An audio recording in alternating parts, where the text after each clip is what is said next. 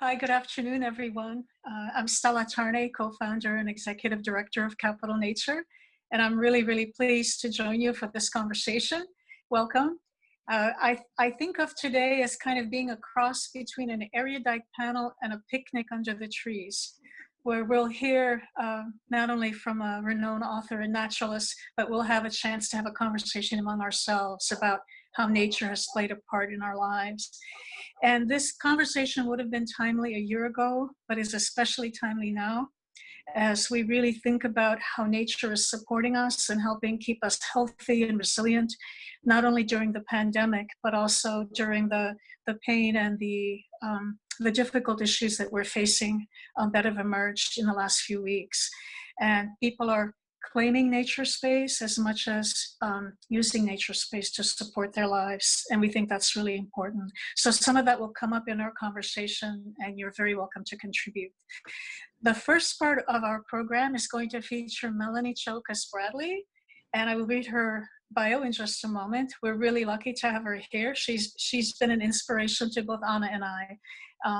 And no one knows the region's nature better than Melanie, and no one writes about it better than she does. So Melanie will present her slides, and then she and I will chat for a little bit. And then we'll ask a few of our friends who also are doing great work with nature for some of their coping strategies during the pandemic and how nature has played a part. And then we'll open it up to you for a shared conversation and questions. So now turning my attention to Melanie, I'll read her bio. It's incredibly short. It's actually like 3 pages longer than what I'll read, but this will give you a feel for who she is.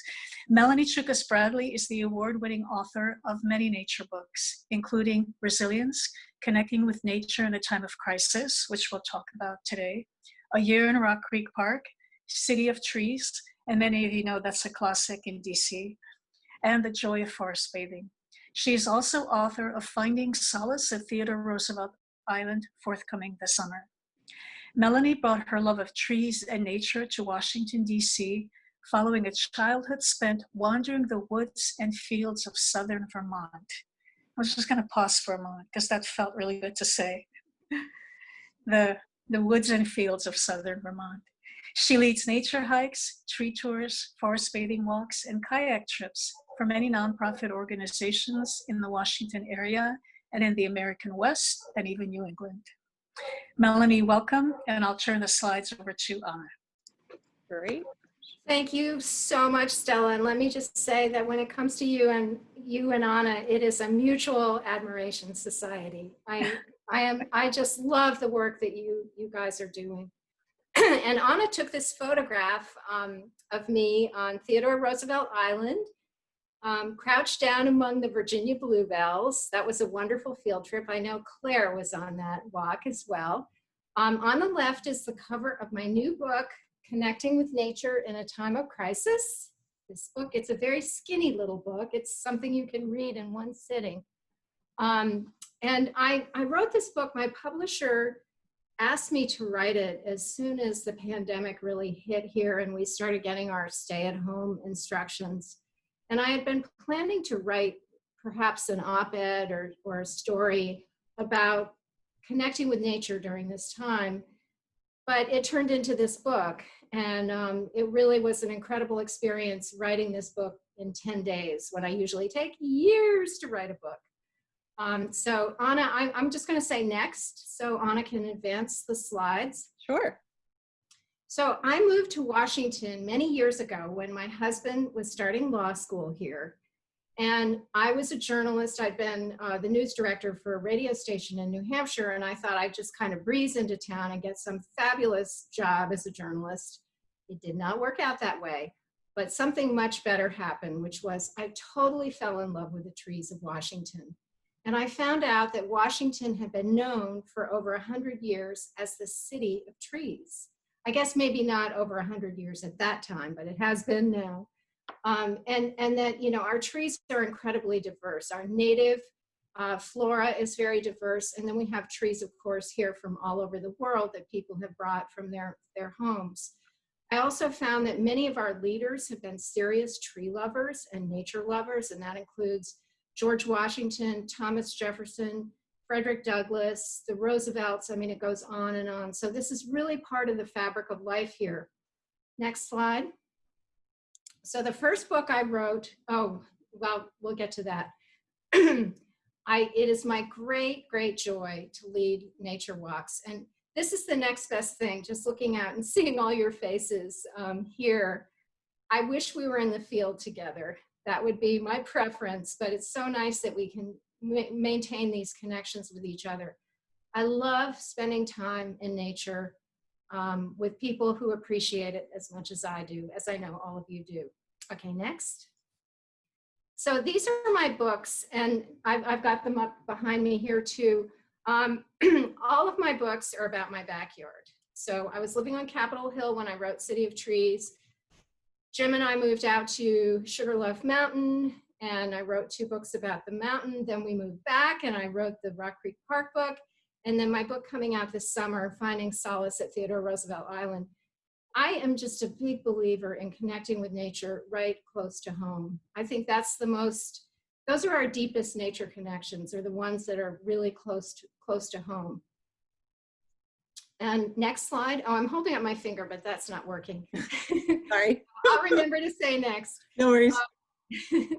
So a few years ago, I heard about something called Shindin-yoku, or forest bathing. One of my students brought me an article and handed it to me in Rock Creek Park. And when I read that phrase, forest bathing, it completely resonated with me. And I got what it meant right away, which is full immersion in the beauty and wonder of nature.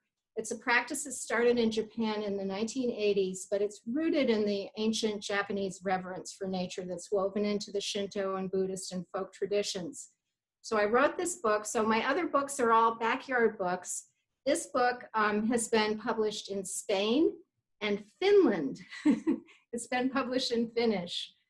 And I'm so happy that we have so many forest bathing guides on the call, and I hope we'll hear from you. Next slide. Next. So these are 2. Anna Hanui is an incredibly talented photographer. And these are 2 of her photos, which to me really show, you know, the embarrassment of riches. Now we'll go back to that slide. Sorry. Yeah, I don't know what it's doing. Hold on. Pigeons. Uh-oh. Sorry. I wasn't doing that. Somebody else was doing that. Don't touch stuff. Okay, go ahead. Sorry. Thank you for continue the accolades, Melanie. Yes, I will continue with them. So, it's just in the Washington area, when it comes to natural beauty, it's an embarrassment of riches. We have our flowering cherry trees, our magnolia trees, all kinds of cultivated trees, gardens, cultivated beauty. And then we have our wild areas, Rock Creek Park, all along the Anacostia and Potomac rivers. Throughout our region, we have wild places where wild native plants grow. These are the Virginia bluebells. I think, again, Anna, those were on Theodore Roosevelt Island. Mm-hmm. And, you can, when you stay close to home in Washington, you can have incredible nature experiences of a great variety. And we have all different kinds of habitats here as well. And this is a very biodiverse area. I keep holding up my finger, but then I remember I have to say next. Okay, sorry. So one of the things I do in this new book, Connecting with Nature in a Time of Crisis, is I talk about something that I always recommend, which is to find a wild home. Find a place close to where you live, and think of it as your wild home. It can be your backyard, it can be a park down the street, it can just be a tree that you're drawn to. And then get to know it in all the seasons, all different kinds of weather, get to know all its moods. And it's very much like developing a relationship with a person. When you meet a person for the first time, you learn their name, you may notice they have a sense of humor, but you just have, brief impressions. When you get to know a person over the years, you see all their dimensions and all their moods. And that's what happens too when you have a wild home, a place that you're really, really intimately connected with. Next slide. So this is my wild home, my backyard, and there's my hammock, Anna, it came. Yes, I'm so jealous. And my husband and I, usually we're so busy, we hardly even notice our backyard.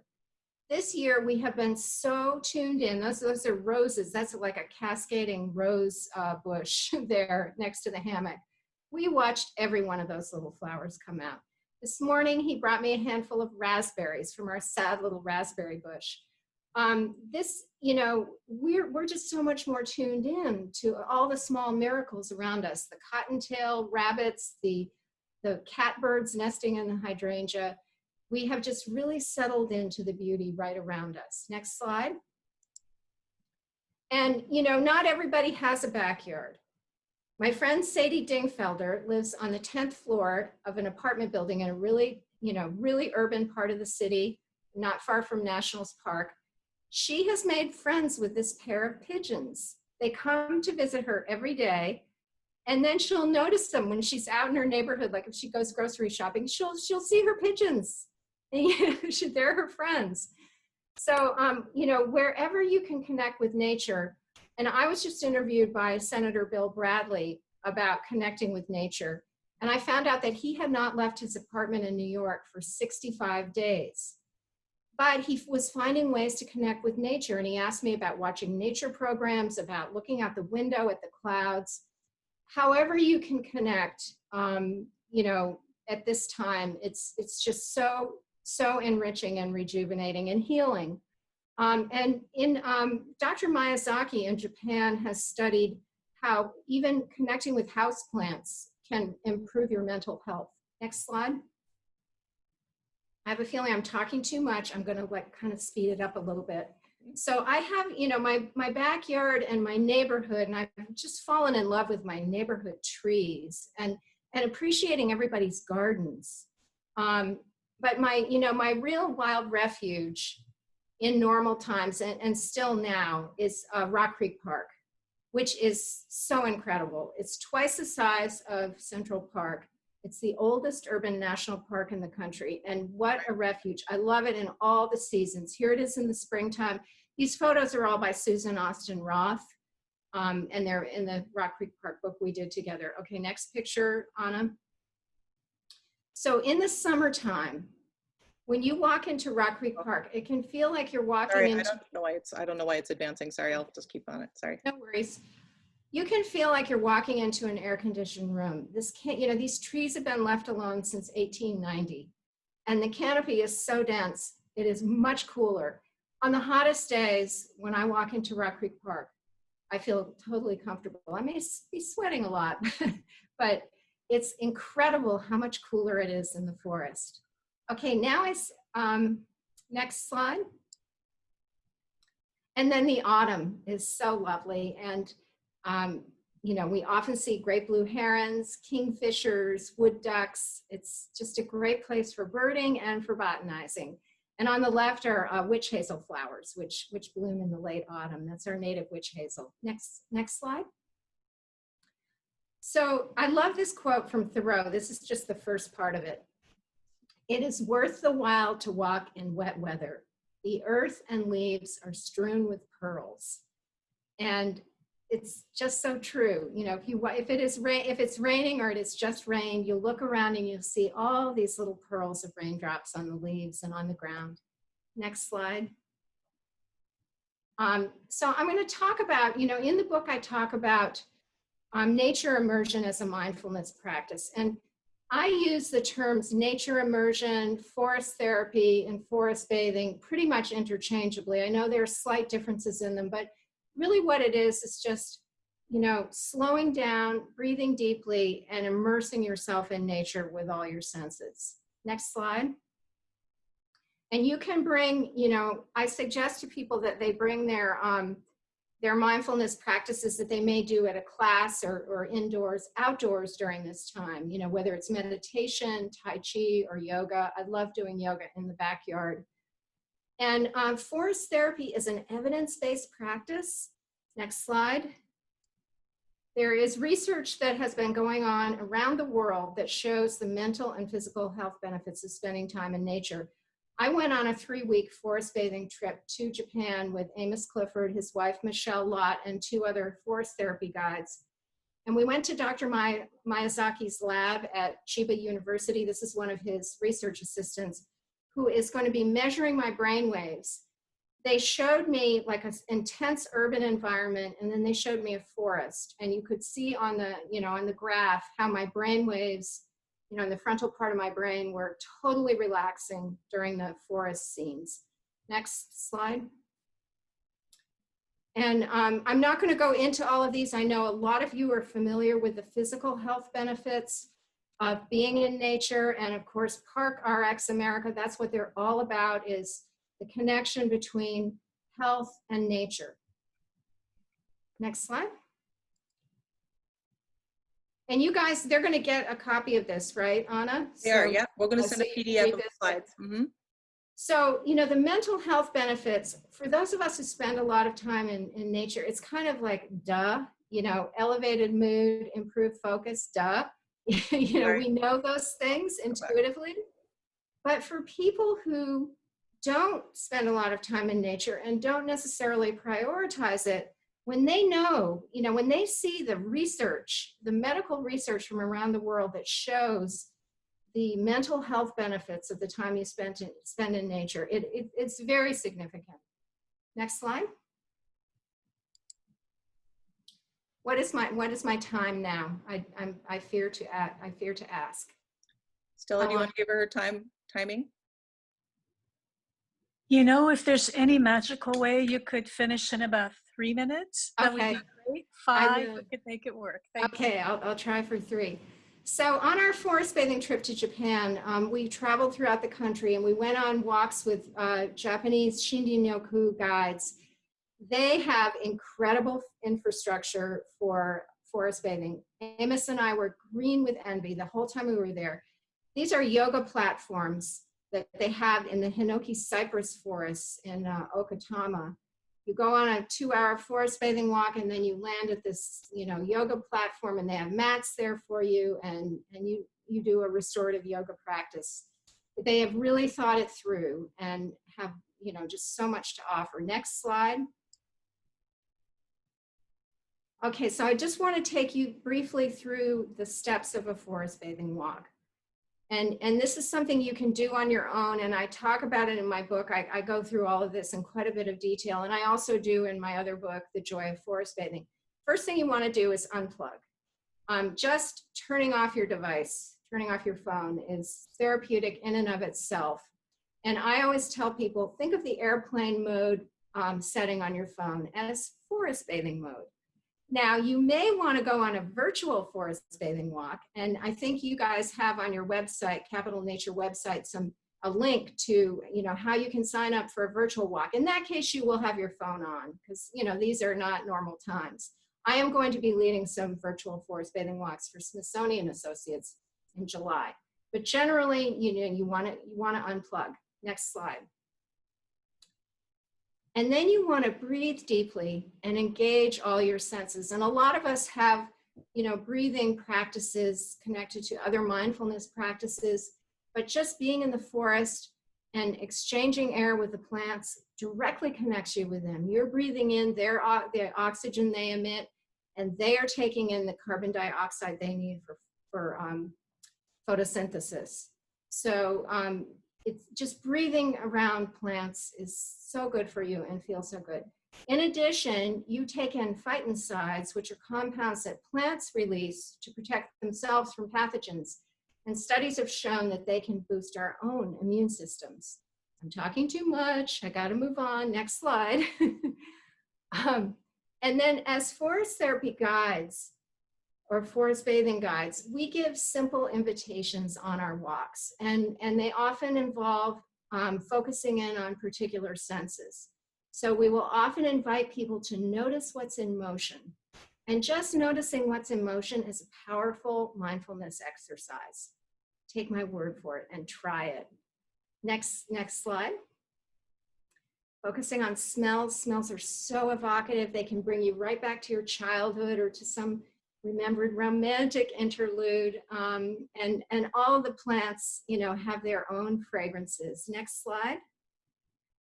And then sounds, if you just cup your ears like that, it's amazing how it'll magnify the sound of, especially of flowing water. And you can stand with your back to the water, close your eyes, and cup your ears in the front. And that's incredible. And your whole world comes down to the sound of that water behind you. And it can even be a city fountain. Next slide. And touch. You know, we're all touch deprived. We want to hug our friends. We want to hug our family members. And, you know, our touch ability is limited now. But we can touch the plants. We can touch the rocks. We can touch the bark of trees. And that feels good. Next slide. And then any kind of connection with water, whether you're sitting by it, wading in it, swimming in it, is always therapeutic. So it's really nice on a forest therapy walk if you have some sort of body of water near you. It can even just be a little puddle or a fountain. Yes, next slide. I'm communing with a tree in any way that's comfortable for you. This is Amos and Michael Stusser, who's another forest bathing guide, and me under a 300-year-old Hinoki cypress tree. And you know, you can lie under the tree, you can climb the tree, you can talk to the tree, hug the tree, however you feel comfortable communicating with the tree. Connection with a tree, or for Claire, the cacti in the desert, is just one of the most powerful nature experiences you can have. Next slide. I know I'm way over my 3 minutes. I just wanted to show you some of the places where we do forest bathing walks here in Washington. Rock Creek Park, next slide. I lead walks behind the Smithsonian Castle, in the Botanic Garden, among the bonsai trees. We're doing the ear cupping exercise there. Next slide. And then this was a wonderful walk we did last summer along Oxen Run, where it flows into Oxen Cove on the Potomac River. Next slide. And then become a backyard naturalist. And I think Carrie's going to talk about this a little bit. I am a naturalist. I love just studying all the living things around me. You can take your notebook outside. You can use iNaturalist to help you identify the living things around you. It's a really good opportunity now to just tune into and learn about, you know, all the natural elements of your world. Next slide.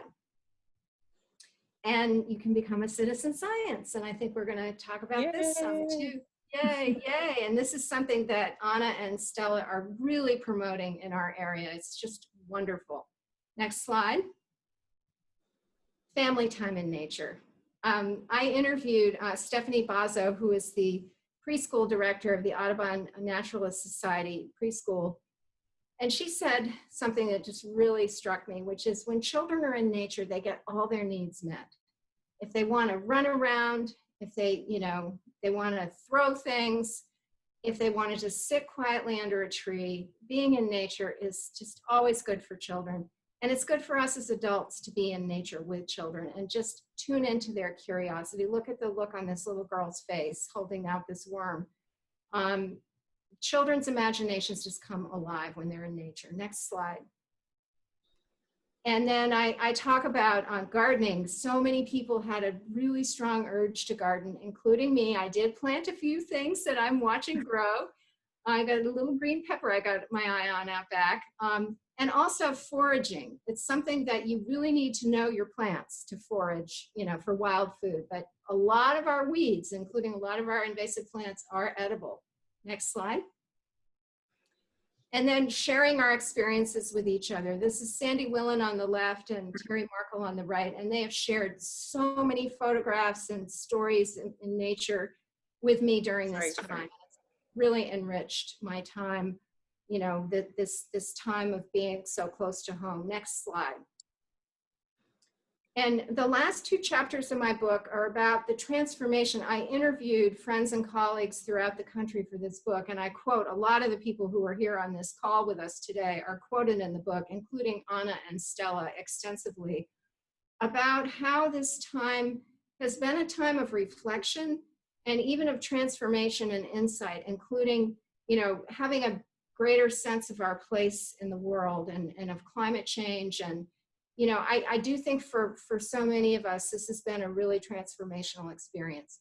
Okay, I talked way too long. I'm going to stop right now and wait for questions from Stella if we still have time. Melanie, thank you so much. And we asked you the impossible to talk very shortly about your book, Sorry. which is so rich with ideas and interviews, especially. I found the interviews really, really interesting. So let me forward a few questions to you. I'm glad we'll have time to do that as well. And then we'll ask a few of our friends to contribute as well. So I'm curious, I know you walk in Rock Creek Park pretty much every day. Like it's basically your backyard, right? Yes. So I'm curious, like, what are you seeing now in Rock Creek Park that maybe we could pay attention to in our own neighborhood parks, whether it's, Huntley Meadows in Virginia or Brookside Gardens, and also in Rock Creek Park? What will we see? That is a great question. Well, first of all, you're going to see this very dense green canopy. And then if you look closely at the trees, you're going to see all these little fruits that are ripening, like walnuts, hickories, box elder samaras, all these green fruits that you might not notice. I mean, you'll notice them in the fall, when, the acorns fall and, things turn bright colors.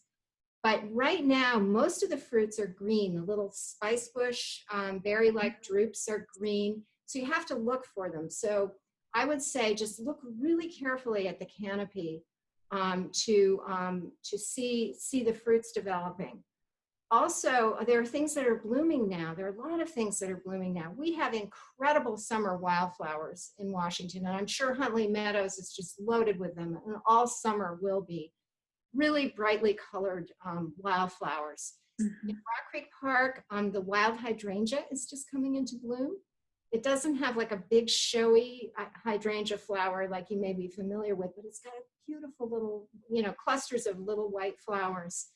So if you look carefully, you're just going to see, lots of things blooming and a lot of fruit that is on its way to being very delicious in the fall. And I know that experience of a restlessness, of like impatience, waiting for the fruit to ripen. Oh, yes. Waiting for those berries to ripen as I walk by. And can I just say something about that? I think a lot about the ingenious ways that plants spread their seeds. Some seeds are attached to feathery hairs and they just fly on the wind. Some of them have wings. Samaras have like a wing that will do a whirligig thing. And then fruit, it doesn't taste good until those seeds are mature. The plant doesn't make that fruit taste good until it wants you to eat it and spread the seeds. So when you think about that, just all the ingenious ways plants have of spreading their seeds, it's true. It's just, life on earth is such a miracle. It really is, and it becomes visible when you start paying attention.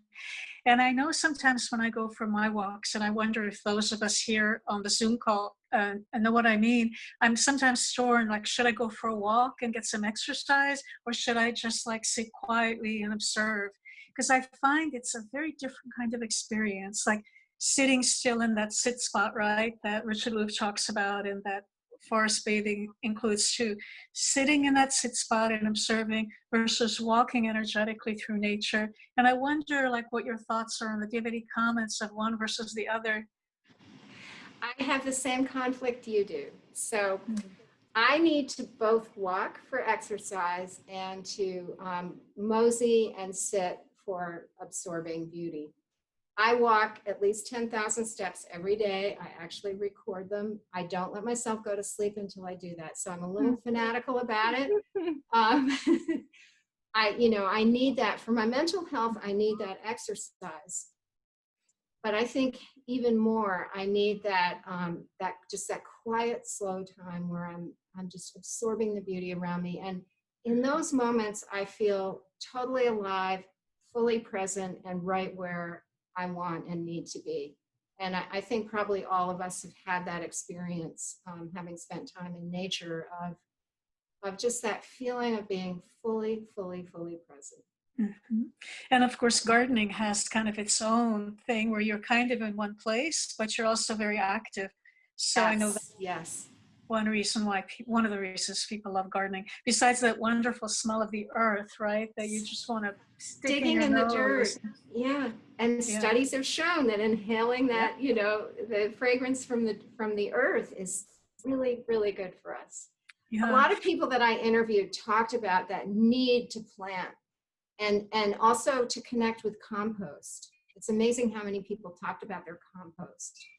I think, you know, when when we're feeling, you know, very challenged and shattered by what we're dealing with, the comfort of you know, digging in the earth and just feeling that connection is it's just so important. Yeah, I couldn't agree more. Thank you so much. I wish we were all drinking a cocktail together so we could talk for about 2 hours, because there's so many aspects of this that we could chat about. I think for the moment, I'd like to turn now to two of our volunteer friends who offer to share their insights about time in nature during this kind of strange time. And so please hold on, Melanie, because I'm sure there'll be questions for you. But now I'd like to turn to Carrie Seltzer. And Anna, if you could make the magic happen and make Carrie appear. Oh, well, Carrie, And okay, yeah. is Carrie she visible? Yeah. Yeah. I can't really see people somehow. So Carrie, thank you for sharing 5 minutes of your time actively with us and for being on the call. You're a friend, and we work with you regularly. We thought you could really have some insight on this. But first, a bio, so you all know who Carrie is, if you don't. So Carrie Seltzer works remotely and did even before the pandemic. So she probably kind of tried her hand at a lot of these things we're just learning, for iNaturalist, a free platform for sharing observations of biodiversity, crowdsourcing identification, and building community. In addition to much of her work with international collaborators, she has been active in the DC Area Citizen Science Network and the annual City Nature Challenge. She is a parent of a 7-year-old and lives in Northeast DC. So Carrie, welcome. It would be great if I could see Carrie, and I'm not seeing her now. She's up. So We can see her. okay. Yeah. Do you need to change your view, Stella? Perhaps maybe I'm in the upper right, the view. Okay, great. Carrie, is Natalie with you, or is it just you? It's just me. She poked Oh. her head in a minute ago, but I think it's going to be just me. I'll let you know if she comes in. Okay, well, we'd love to hear her. Sorry. So you've been working remotely like forever, and you've been making it work. But I know also that you're working at home, your husband's working at home, your 7-year-old, Natalie, is learning at home, and you have a pretty small house and a pretty small backyard. So one of the things I'm curious about is, how have you been able to connect with nature as kind of part of your own sanity, if you will, right? And your well-being during this kind of more restricted time? Yeah, so there's a few different scales, and like Stella mentioned, we are really fortunate to have a small backyard, and so we've definitely enjoyed watching the birds in our yard. And I confess that I had a couple of bird feeders that had just been sitting in the basement for like 2 years, and I finally figured out where and how to hang them up and filled them, and we've really enjoyed watching the birds come to the bird feeders. I am definitely a naturalist, but I am not a super great birder, so that's definitely an area where I've got a lot to learn. We did even put up a tent in our backyard, and we spent a night outside, and I learned that my neighborhood actually gets really quiet, and the street sweeper comes by right around midnight almost every night. So that was super fun. Berries came up earlier. Melanie mentioned them. We've really enjoyed picking berries. We've got a small raspberry patch in our yard we've been cultivating. But last year, Natalie actually realized that she loves service berries or June berries. And they're a species native to the area, but they're also pretty common in plantings and in ornamental plantings because they have really pretty flowers in March.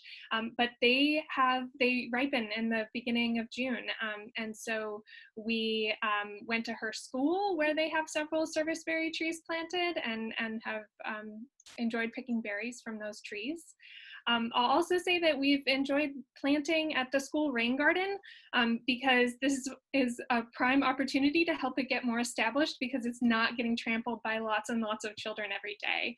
That's been a small consolation. silver lining. And so we've been making visits there to tend to it. And then the parks in DC. So we live in Northeast DC, and a lot of the first of all, the Park Service owns like the vast majority of the natural areas within the District of Columbia and a lot in the region in general. And in particular, in this part of the city, are the Fort Circle parks. And I think they're totally fascinating, and I want to visit all of them and get to know them, because they're this fascinating legacy of the Civil War. Because they're called the Fort Circle parks because they are literally forts from the Civil War that encircled the District of Columbia, the capital rather, to protect it during the war. And so I think it's really interesting to explore those parks and think about the intersection of protected areas and this long legacy of slavery and oppression that continues today. And I think that's especially relevant for all of us to think about. Going back even further, of course, understanding who are the native tribes that inhabited our areas. The Anacostans were the dominant group in DC. The Anacostia River is named for them.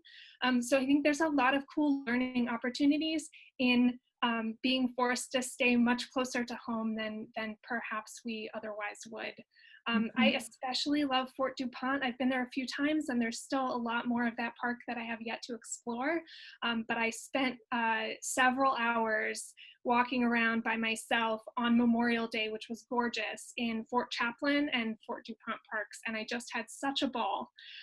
It was referenced a little bit earlier, but I never go out without my phone, my little macro lens, and now my camera, so I can take slightly less terrible photos of birds, because I love recording everything that I find and learning more about it, and sharing it on iNaturalist. I've recorded over 300 species so far in my yard, and that's something that I always love to learn more about. You don't have to go far. Fantastic. And speaking of forts, I know you actually created a kind of a birding fort for Natalie, right? Where she had her own bunker in the backyard so she could observe the birds without disturbing them. Yeah, that's right. So she was inspired to make her own bird blind out of a cardboard box, so that she could hopefully watch the birds more closely. So that was a fun activity that we worked on together. Great. Thank you so much for sharing that. I appreciate it. A naturalist, both in your public life and personally as well, and being able to share that with us. So next I'll go to John Henderson. And John, I'm so glad you could join us. And John Henderson is really a friend of Capital Nature as well. He is the head of Green Spaces for DC and director of ParkRx America. I'll actually read his formal bio. So executive director of ParkRx America and president of Green Spaces for DC.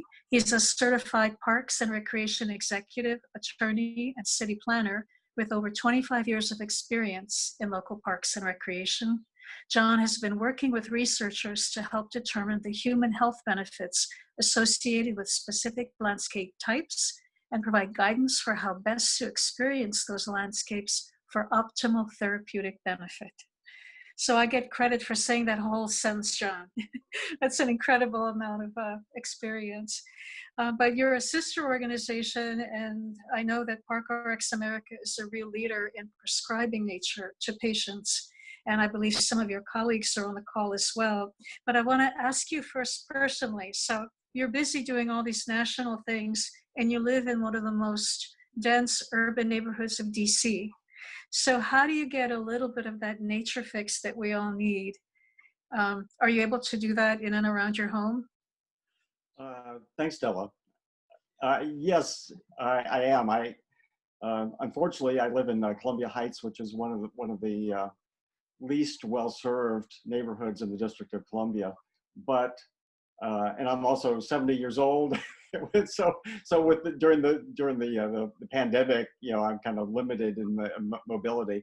But I'm lucky that I have this wonderful magnolia tree. So going back to the concept of the wild home. So the magnolia tree in the back, this little postage stamp yard is I've watched it grow from 8 feet to now well over 30 feet, and it's just magnificent, and it seems to be thriving under current conditions. As our, we have lots of different types of flowering shrubs, and everything just seems to be thriving particularly well this year. I don't know whether it has anything to do with the reduction in pollution or whatever, but it's really lovely. And I know you've turned your back deck into a little bit of an extension of your office, because I hear birds chirping sometimes when we're talking on the phone. So yeah. So it's great that anytime I can get out there, I do it. So. Yeah.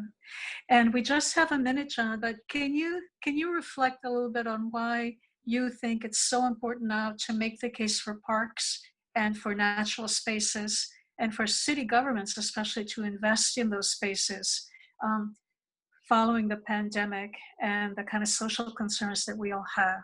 Why are parks more important than ever at this time? I would say, my world now is the park prescription, and this circumstance that we're in allows us to focus on green infrastructure and its importance, and so we need to really use this time to really make the case.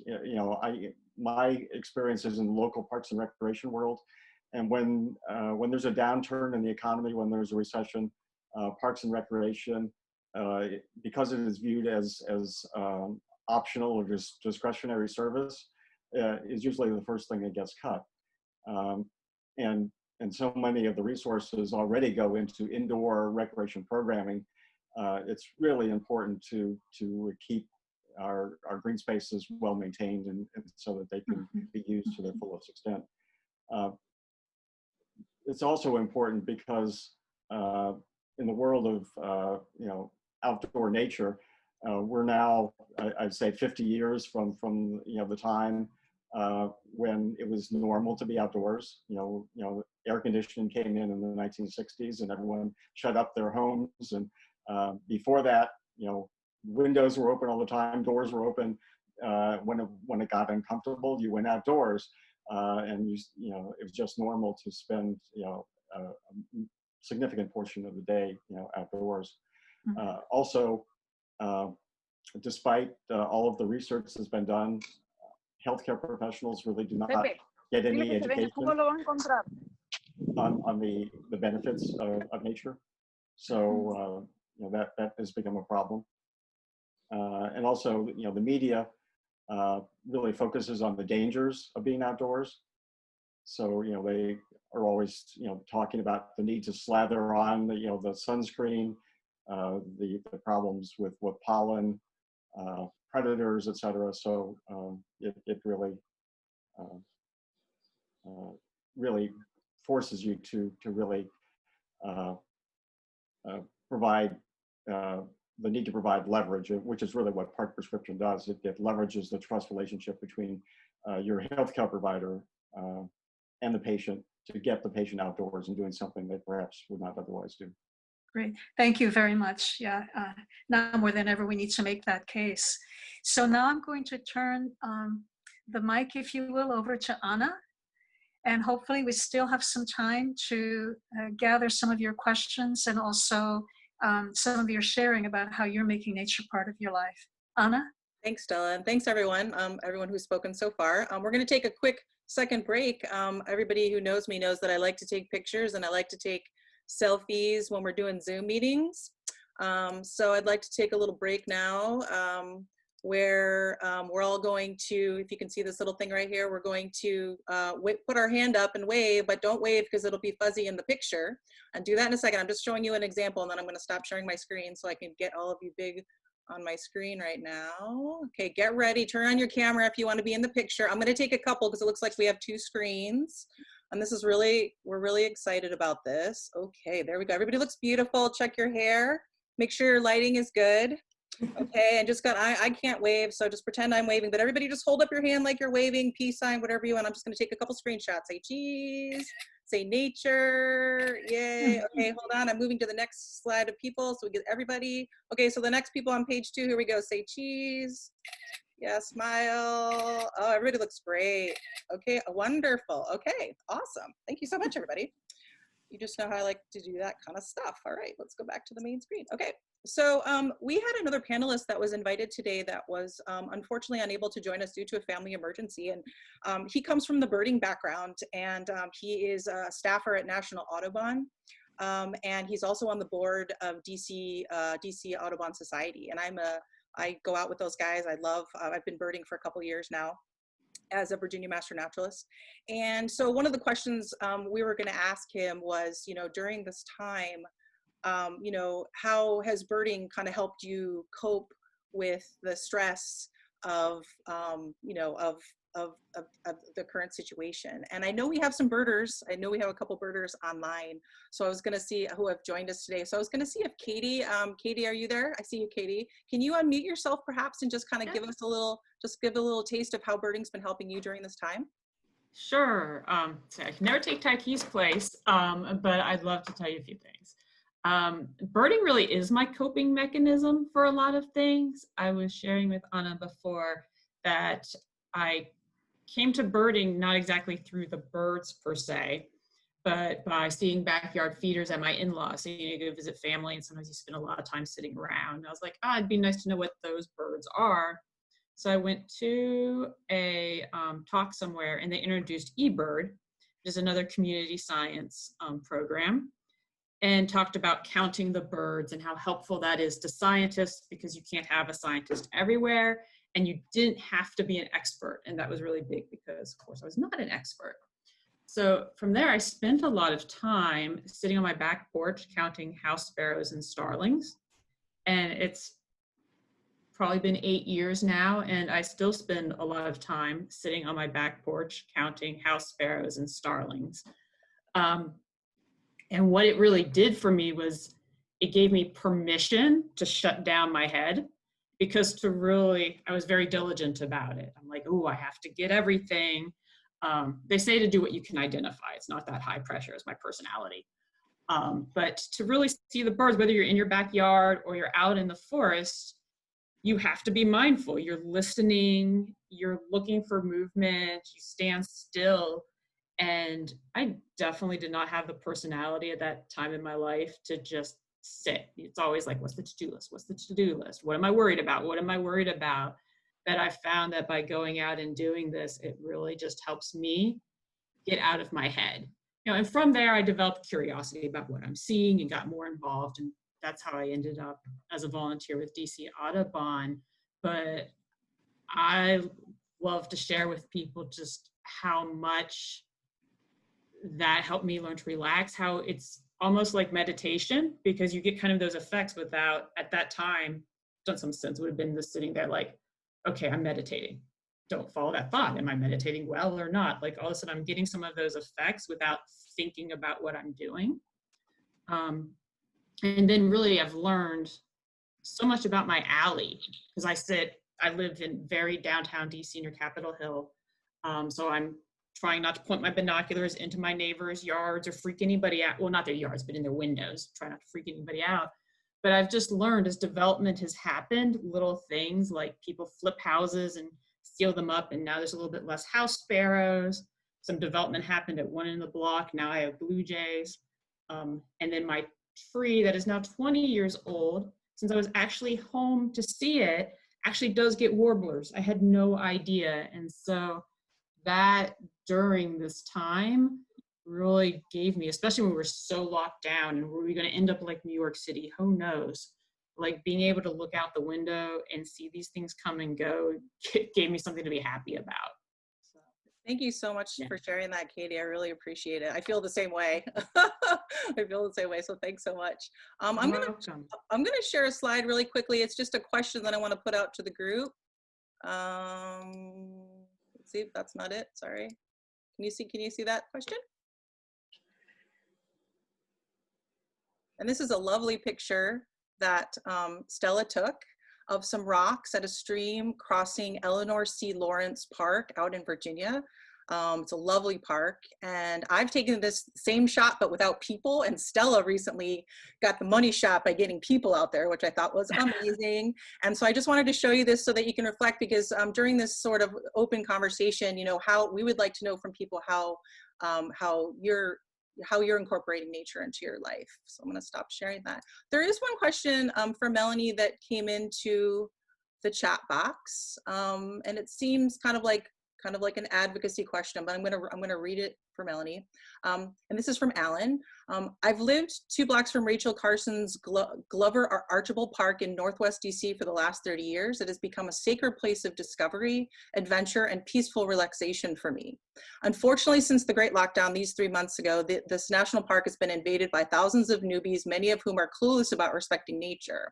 As a consequence, our ubiquitous deer have gone into hiding. The worst offenders are folks with unleashed dogs who seem to enjoy chasing, harassing deer from one end of the park to the other. Can you offer any advice for how to address this problem? So I'm not sure, Melanie, if this is a question you can take, or if there's anyone else on the call that can address this, raise your hand.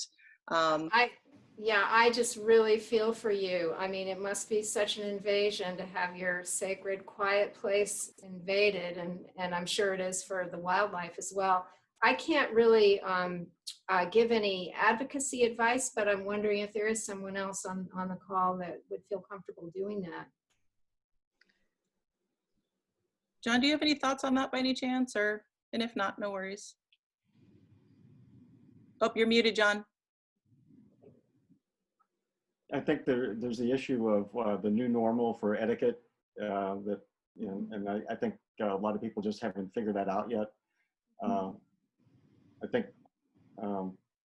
lots of discomfort with spaces becoming overcrowded, people not wearing the masks, you know, people, you know, running by, people being concerned about the aerosols being spewed out. And so I think as we go forward, some of the stuff will become, you know, resolved, and you know, I think a lot of it is self-policing. Once people, you know, once the rules are clearer, people will feel comfortable kind of speaking out and saying, well, yeah, you're invading my space, or you shouldn't be doing this, or whatever. And so I'm hoping that a lot of this will be self-resolving. Thanks, John. Stella and Melanie, so we are at the top of the hour, but we do have a few more things in our presentation before we finish. So I just wanted to get your sense of if we want to, Melanie, move to our Imagine exercise, or if we should just go on for a few more minutes. I'm just getting questions from folks, talking with questions with folks. I would love to hear from folks for maybe another 5 minutes, Yeah, if Melanie were open to that. I agree. Oh, absolutely. Great. Absolutely. Here's a question from Phyllis Look in Hawaii. Yay, Hawaii. Melanie, can you speak on guiding forest bathing walks as the park spaces begin to open? Would you offer walks to small groups? And if so, what would be the circumstances? And how would you alter what you normally do? Mahalo. Yeah, that is something that all of us who are guides are struggling with now. I would definitely have fewer numbers on the walks, and, you know, maintain the social distancing. And I'm not sure that I would serve tea at the end. Now, we have other guides on the walk. If anybody, you know, Anna or Tamberly would like to share, you know, your thoughts on this. I think it's just one of the ironies we struggle with, that we need this time in nature more than ever now, and yet we have to be super careful about how we convene. And I think it's kind of a work in progress. We're all just sort of thinking through the different possibilities. Do you want to add anything, Anna or Tamberly? Oh, actually, I think Claire said she's happy to share. Claire, do you want to take a minute to say something? Hi, hello everyone. I turned my video. Just to get really quick, otherwise I'll get bogged down in the weeds, is that what we've shifted to in terms of, you know, when we were all in lockdown, we were all in a containment strategy of trying not to let the virus go anywhere. From a public health perspective, now we're moving towards harm reduction. So any walk that we lead is going to involve some amount of risk.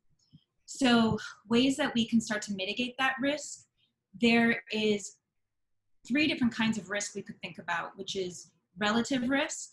So the proximity we have to people, can we keep that 6 foot apart distance? The activity, so, you know, doing heavy breathing yoga or dance outside is going to be different from forest therapy, but if we're like leaving out breathing exercises or things like that. And we're also giving good distance for people projecting their voices, or maybe even guides carrying a microphone or something like that. That might be a way to start to slow that down. Wearing masks, the number of people in relative risk. So having a dedicated group, like the more you can come into contact with the same amount of people who have not been in contact with a whole bunch of people, the better. And then time. So the longer we're in a group of people where one person may have been exposed, the more likely we are to be exposed ourselves. Well, we're exposed, but we increase our exposure. So shortening our walks. Then that gets into pooled risk, which is the concept that in a group of people who are together, any one person engaging in higher risk activity increases the risk for everyone. So starting to get an understanding of risk tolerance among the people that you're around. So for example, if you are somebody who is in a higher risk category, maybe you start to screen your participants in terms of what kind of risk they're exposing themselves to. And then that goes towards cumulative risk, which says that each time that we add, it's the additive amount of risk. So say I go just from my house out to guide a forest therapy walk, or out to attend a forest therapy walk, and then straight back. That's very low cumulative risk. But if I go out to that, then I go to a yoga class, then I go get my hair cut, each one of those adds risk to the whole group. It goes back to that pooled risk. So if we're out guiding, really prioritizing what are our activities that we want to be participating in the public realm. This is going to be around for a couple of years. So I'm feeling very blunt about this right now. I've been trying to like break that news to people gently, but it's going to be with us for a couple of years. It's a natural phenomenon. But happy to answer more questions around that. But I think also knowing in your particular region, what are the statistics like? So where I am in Arizona, we're getting an exponential curve going right back up because we really didn't do anything after the lockdown. People really aren't following a whole lot of guidelines here. So like, for example, where I am, there's not going to be any forest therapy walks anytime soon, just because it's not safe. So understanding the public health data in your region. Thank you so much, Claire, for sharing that. And if you're willing to put your email address in the chat, if anybody wants to contact you directly to discuss, that would be awesome. Thank you so much. Really appreciate it. I'm curious if there's maybe one more question Yeah, or share. check real quick. See if Mandy got any, if I didn't miss anything. It doesn't look like it. We have a lot of great information. Thanks to Tamberly out there in Texas, who's been adding all kinds of, and Phyllis for adding, and Claire for adding information about the different types of forest bathing things that we're doing. So thank you so much. I think I'm going to put up a slide now for Melanie to lead us to close out our program, if that's okay. Okay, so I'm gonna.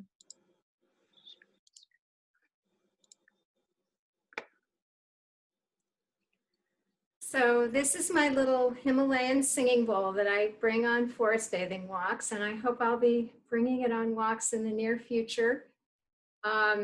And I'm going to ring this bell, and then I'm going to invite you to close your eyes and go to a place that you love. And it can be a place that you visit frequently that's very familiar to you. It can be a place you remember from your childhood. Just close your eyes and go to this place. Imagine that you're in this place. And I will ring the bell and give you a short period of time to be there. Then I'm going to ring the bell again, and then invite Stella to share a poem that we love by Wendell Berry, The Peace of Wild Things.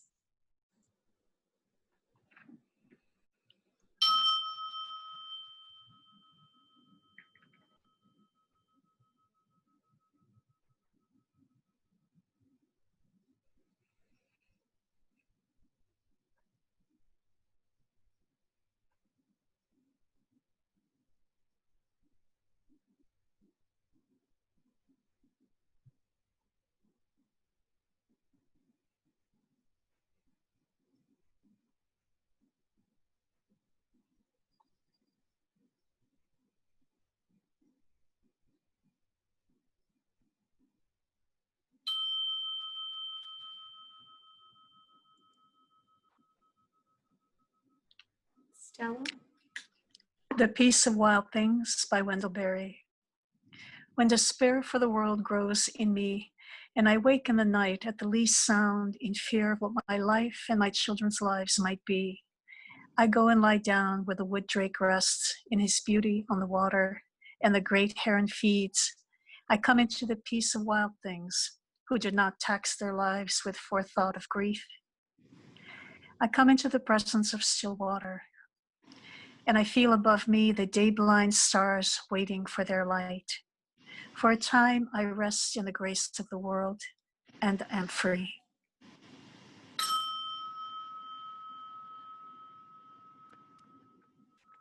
Thank you, Stella. So we wanted to take this opportunity to thank all of you for joining us today. Melanie, thank you for having this conversation with us. Carrie, John, Claire, all the folks that have joined us. I've gathered some pictures here of all of us outside because that's where we love to be, and that's why we're on this call today. We wanted to share that with everybody. We have Tyke up there in the upper right, which unfortunately wasn't able to join us, but we really still love the joyful picture. He's leading a bird walk there at the U.S. Botanic Gardens. So thank you so much. We're going to be sending out a follow-up email to all participants with a link to the recording. So if you just want to watch it all over again or share it with friends. And also, I will include a PowerPoint PDF, including a slide that has the contact information of all the speakers today. So thank you so much for joining us. We hope you get out in nature and have a wonderful day. Take care, everybody. Bye. Thank you. Bye. Thank you. Bye, everyone.